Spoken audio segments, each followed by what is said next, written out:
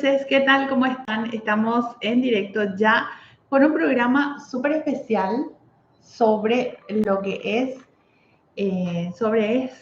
lo que se trata los extranjeros y las inversiones extranjeras que ellos puedan realizar aquí en Paraguay. El primer punto muy importante es cómo conformar tu empresa, tu sociedad.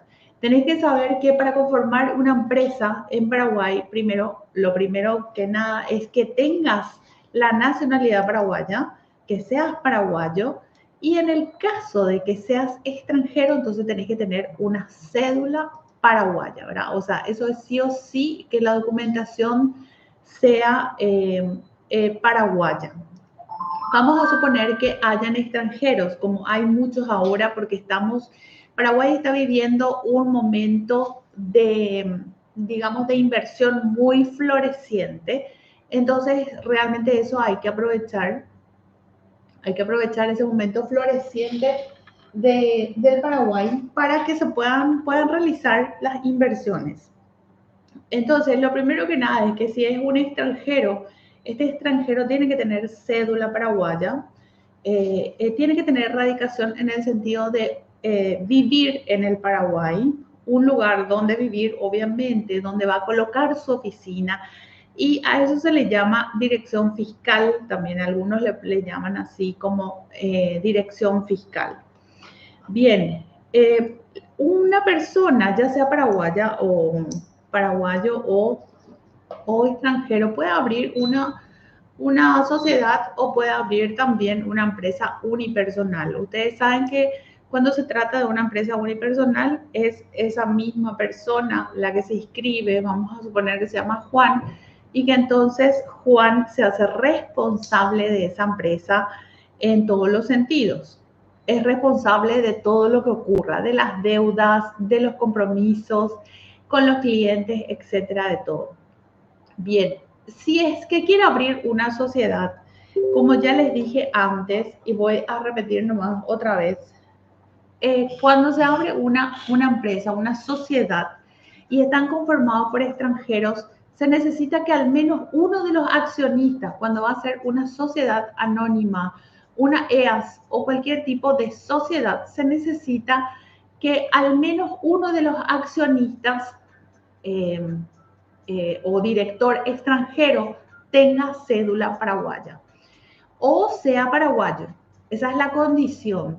Los demás socios pueden ser o extranjeros o paraguayos. Entonces, la primera condición muy importante es que sea paraguayo uno de ellos o que tenga cédula paraguaya, y los demás pueden ser o no extranjeros o paraguayos.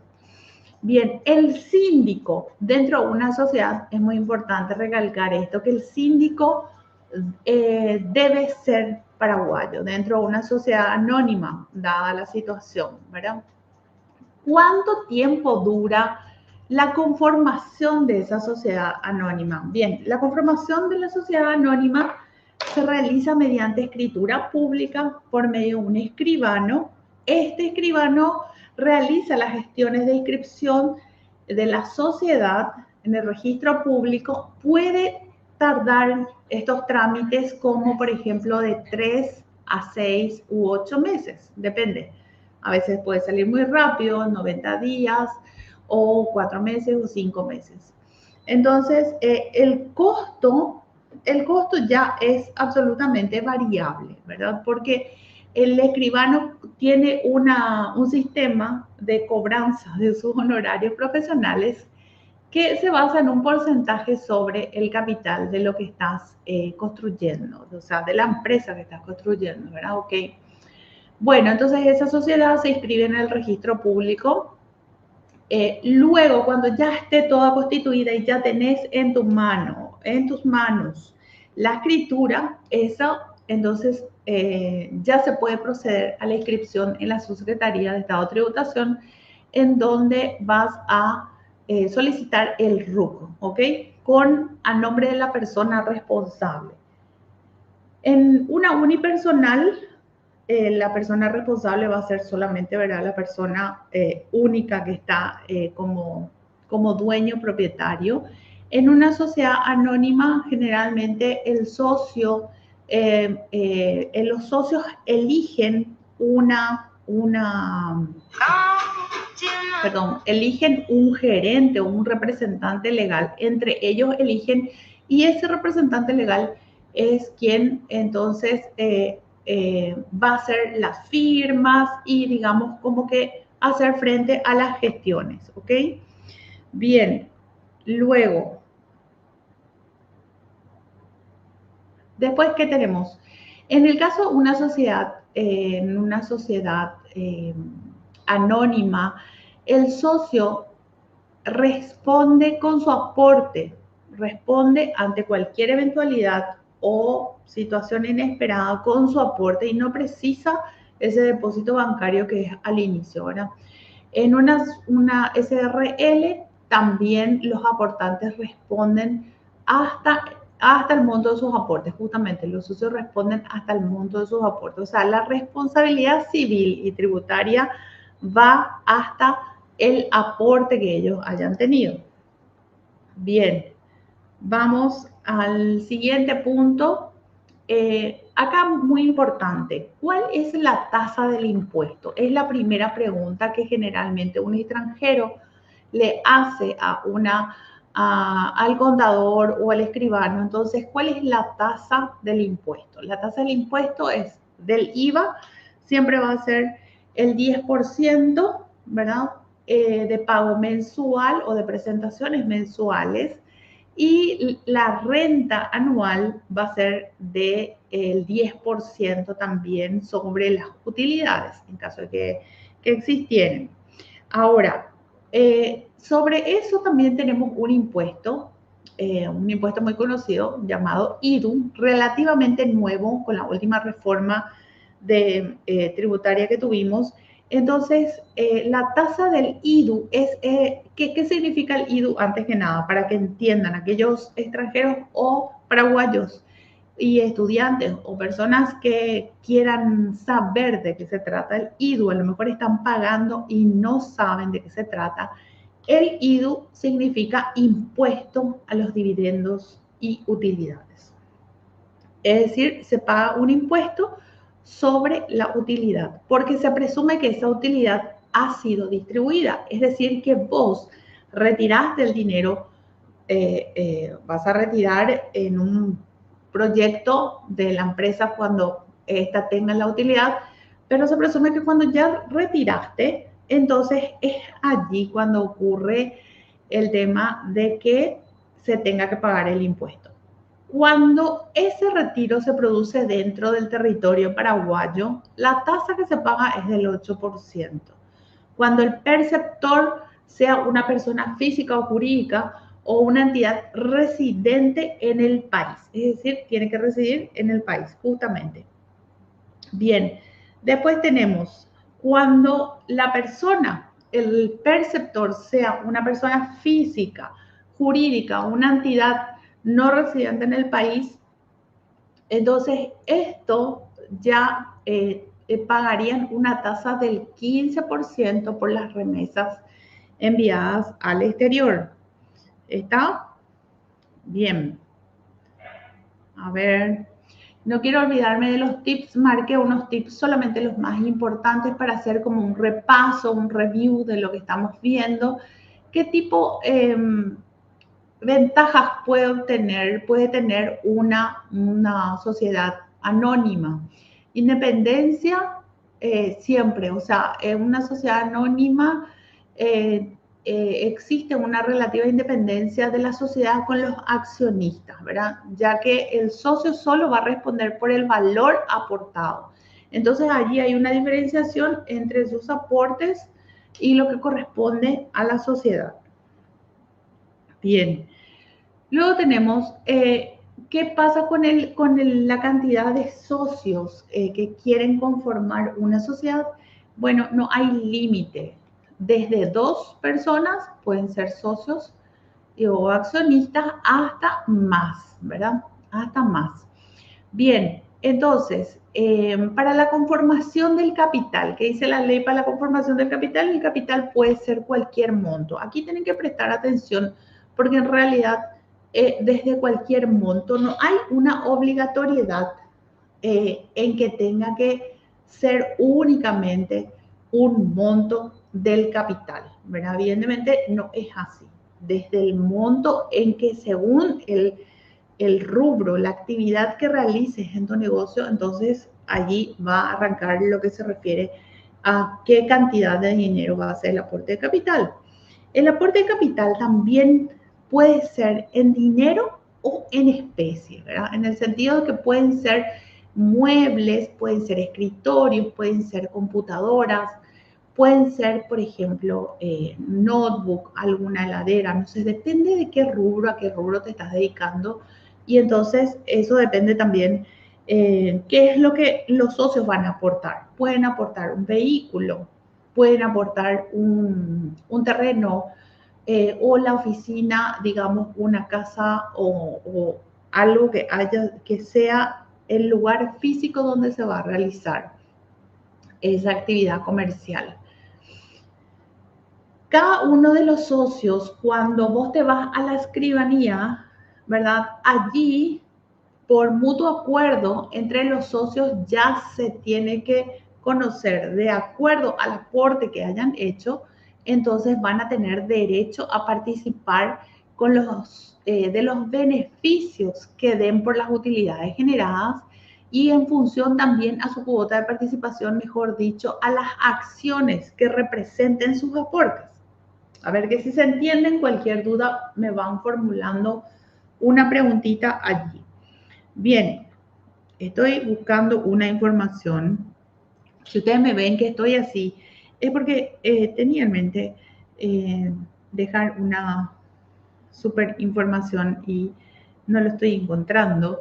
Entonces, era eso, es eso, nada más. Así que bueno, seguimos. Mientras tanto, esto no va a parar. Vámonos. Bien, los accionistas, bueno, esta parte ya vimos, o sea, esto es diferente, que los accionistas no son responsables de lo que hagan, de las actuaciones de sus directores. Es muy importante diferenciar las actividades que tengan las acciones que realicen sus directores. Entonces, estos accionistas no son responsables de ellos, de esas actuaciones. Sin embargo, los directores de una empresa son responsables en caso de incurrir en mal desempeño de sus funciones. Es muy importante entonces elegir muy bien, por ejemplo, cuando están haciendo, están conformando la sociedad, en elegir la persona correcta a la hora de elegir un gerente, para que esta persona se desempeñe de la mejor manera, porque el perjuicio va a ser para todos por igual, ¿verdad? O sea, de ninguna manera es solamente para uno, sino que es para todos, ¿verdad? Bien, vamos por más informaciones. Ya vimos la parte de que sean extranjeros. Una sociedad anónima puede cotizar en una bolsa, o sea, es decir, en bolsa de valores. Es decir, que una sociedad anónima puede constituirse en emisora de capital abierto, ¿verdad? No todas las sociedades pueden convertirse en emisoras de capital abierto y que éstas puedan cotizar en bolsa. Bien, después tenemos que las sociedades anónimas tienen que describir exactamente qué actividades van a realizar.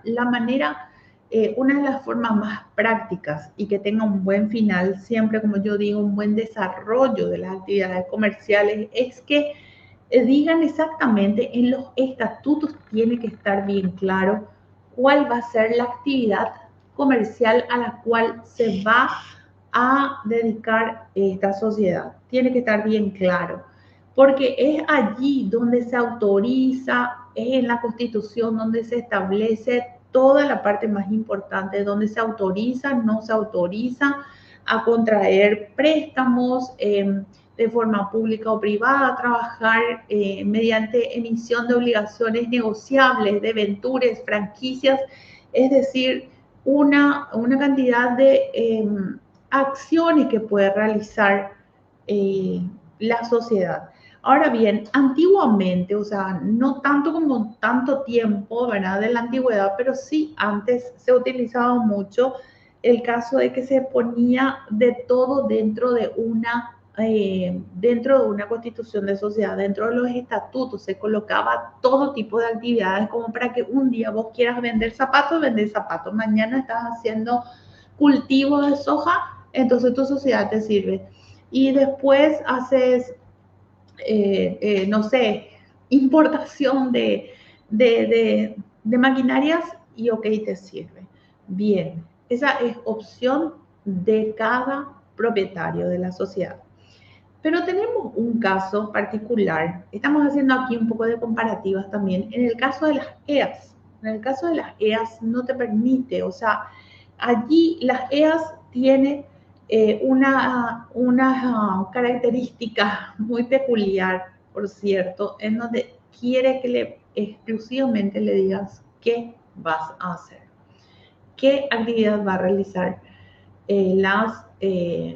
la sociedad. Ahora bien, otro día voy a hablar de las EAS, porque las EAS es un gran, eh, se armó una bola de nieve gigante que primero salió con bombos y platillos para venderse entre paraguayos y extranjeros, que el mismo gobierno propició con una idea fantástica, buena, práctica, rápida, no sé, súper espectacular. Pero ¿qué pasa a la hora de la verdad? ¿Qué pasó y qué sigue ocurriendo a la hora de la verdad? Es que a la hora de la verdad los bancos no quieren trabajar con las EAS. Están peleando muchísimo a la hora de contraer, de otorgar préstamos, primero luego para abrir una cuenta de ahorro. Los bancos casi ni quieren saber nada de las cuentas de ahorro de una EAS.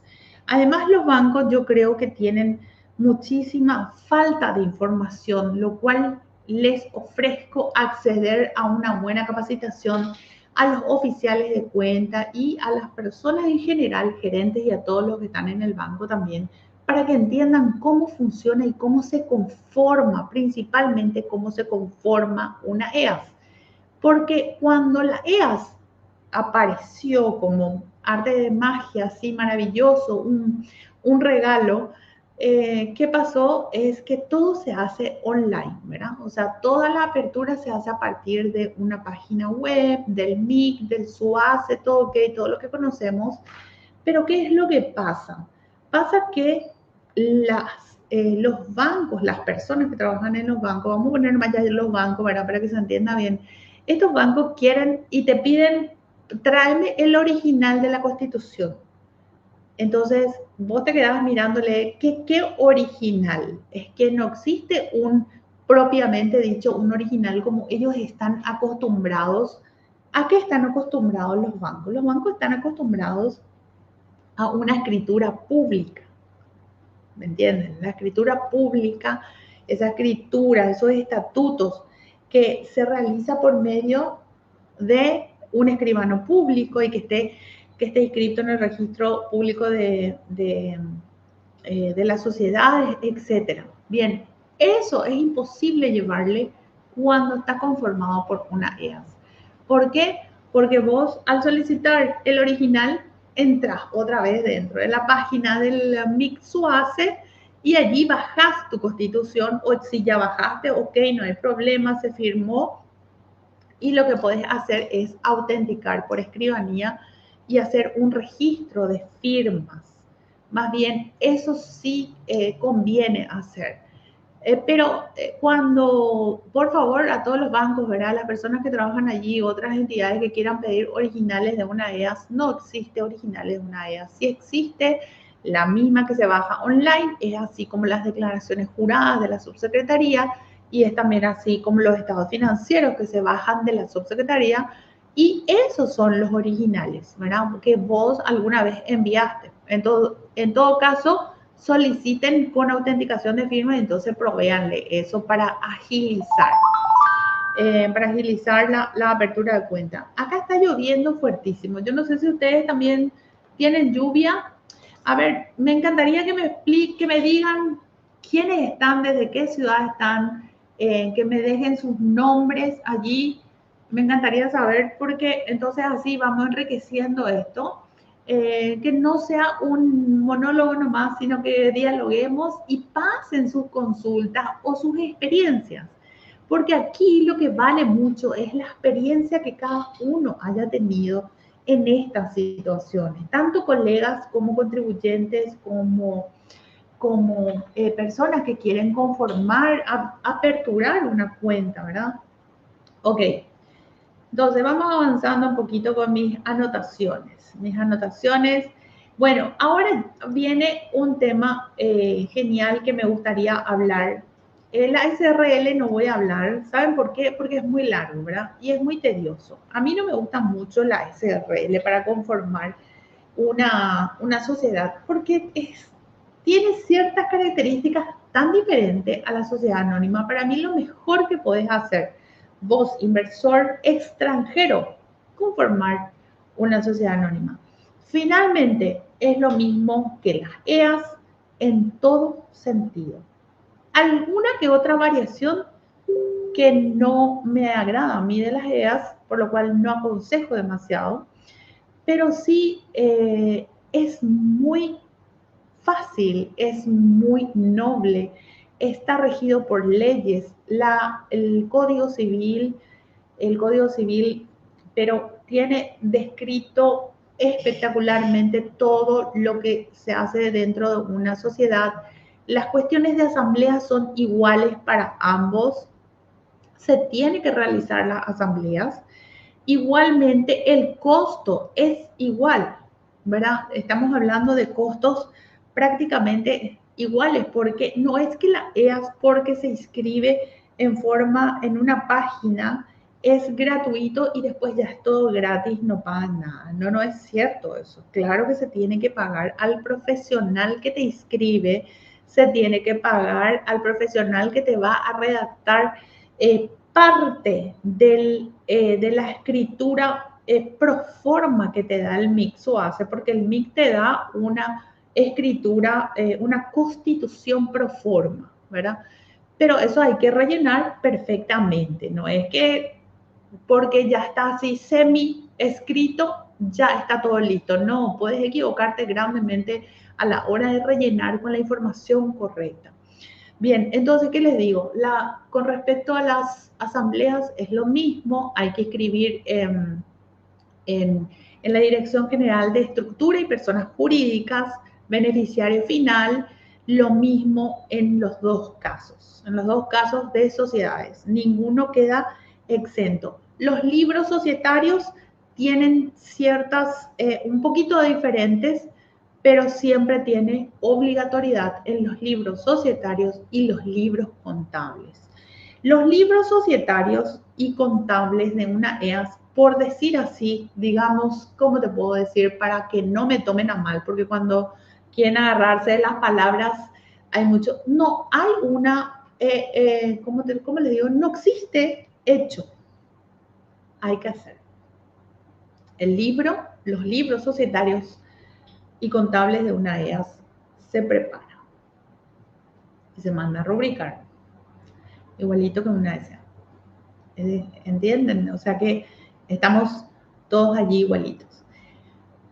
Hablamos un poquito de una sociedad simple. Vamos a hacer un poquito de un review, como les dije, estamos haciendo un review de qué es una sociedad simple. A ver, ¿quién me va diciendo un poquito qué sabe sobre una sociedad simple? Jonathan, Ana, Marroco, Nancy, ¿qué tal Nancy? Roland Cubilla, ¿cómo están? Bueno, yo puedo ver aquí, puedo ver un poquito de quiénes están. Bien, entonces, vamos por una sociedad simple. ¿Qué pasa con una sociedad simple? La sociedad simple es una sociedad en donde dos o más personas profesionales de un rubro profesional se organizan, se juntan para realizar la actividad en forma conjunta. Allí prevalece el trabajo. Es decir, una sociedad simple se puede conformar, por ejemplo, pueden conformar por arquitectos, ingenieros, pueden conformar odontólogos, hay muchas sociedades de odontología, también de profesionales contables y auditores, eso sí, también hay muchos, ¿verdad?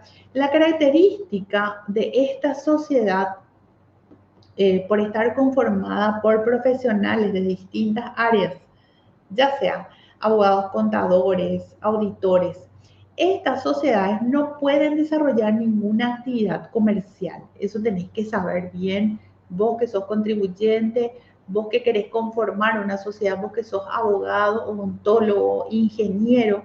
Entonces, en una sociedad simple no se realiza ninguna actividad comercial.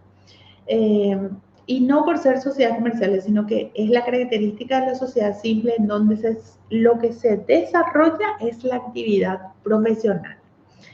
Eh, Responde ante terceros también con responsabilidad hasta el límite del capital aportado. Existe un capital aportado, debe existir también, y también está conformado debe estar realizado por una escribana, una constitución, debe tener sus estatutos siempre.